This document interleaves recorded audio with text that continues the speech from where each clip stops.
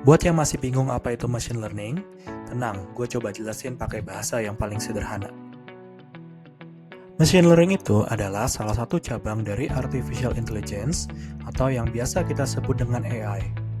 Nah, AI sendiri adalah konsep di mana mesin bisa meniru cara manusia berpikir dan mengambil keputusan.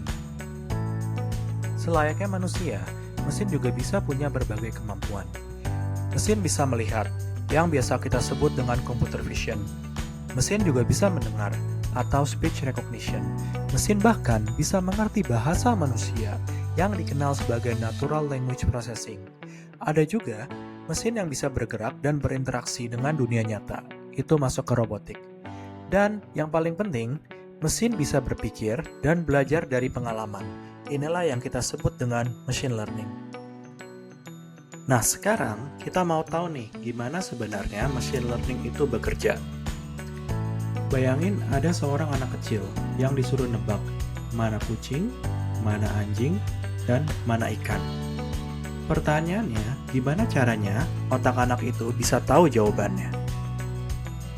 Jawabannya cuma satu, belajar. Dan gimana belajarnya? Dia akan belajar terus-menerus. Di percobaan pertama, ternyata jawabannya salah. Dia coba lagi di percobaan kedua, dan masih salah. Sampai akhirnya, di percobaan tertentu, dia berhasil menjawab dengan benar. Kok bisa gitu?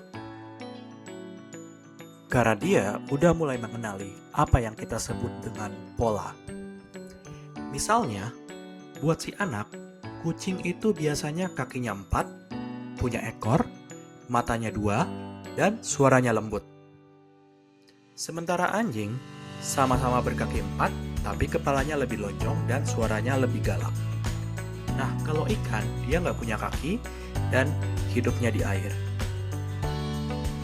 Sekarang, kita balikin ke bahasa yang lebih teknis. Misalkan kita punya input berupa gambar kucing, lalu kita masukkan ke dalam sistem untuk menebak apakah itu kucing, anjing, atau ikan. Agar sistem kita bisa menebak dengan benar, sistem ini butuh data untuk proses yang disebut dengan training. Dari data ini, sistem akan belajar membentuk rules atau pola. Setelah proses trainingnya selesai, dengan rules atau pola tadi, sistem bisa menghitung probabilitas. Contohnya, 5% ikan, 35% anjing, dan 60% kucing.